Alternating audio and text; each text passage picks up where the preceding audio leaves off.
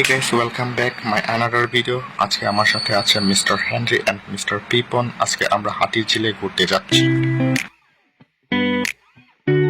হাতিরঝিল রাজধানী ঢাকার কেন্দ্রস্থলে অবস্থিত। বাংলাদেশ সেনাবাহিনী ও স্পেশাল ওয়ার্কস অর্গানাইজেশনের অধীনে এলাকাটি নির্মিত হয়েছিল। এটি এখন ঢাকার বাসিন্দাদের জন্য একটি জনপ্রিয় বিনোদন স্পট।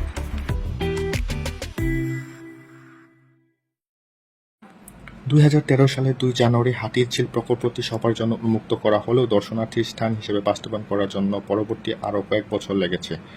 1907 কোটি টাকা ব্যয়িত এ প্রকল্পের মূল উদ্দেশ্য ছিল বৃষ্টি পানি সংরক্ষণ, ময়লা পানি নিষ্কাশন ব্যবস্থার উন্নয়ন, নগরীর সৌন্দর্য বৃদ্ধি, জলাবদ্ধতা ও বন্যা প্রতিরোধ এবং রাজধানী যানজট প্রশমন।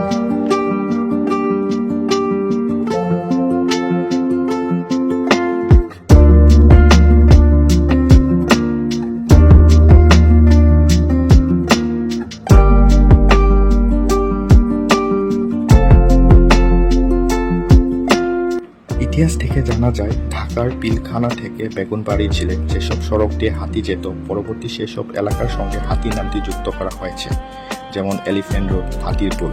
আর হাতি গোসল করানোর জন্য এই ঝিলের নাম হয় হাতির ঝিল।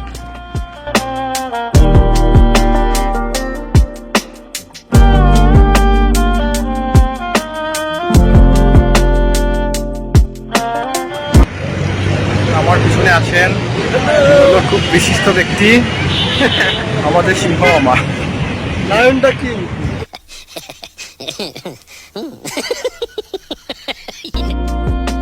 এখানে আসল সৌন্দর্য উপভোগ করতে চাইলে আপনাকে আসতে হবে বিকেল বেলায়, সন্ধ্যা বা রাতের সময়টাই, কেননা ঝিলের সৌন্দর্য বর্ধনে স্থাপন করা হয়েছে আকর্ষণীয় প্রশোভন, যা গোধূলি বেলার পর থেকে রংধনুর মতো বাহারি রঙের আলোকসজ্জায় আলোকিত হয়ে থাকে।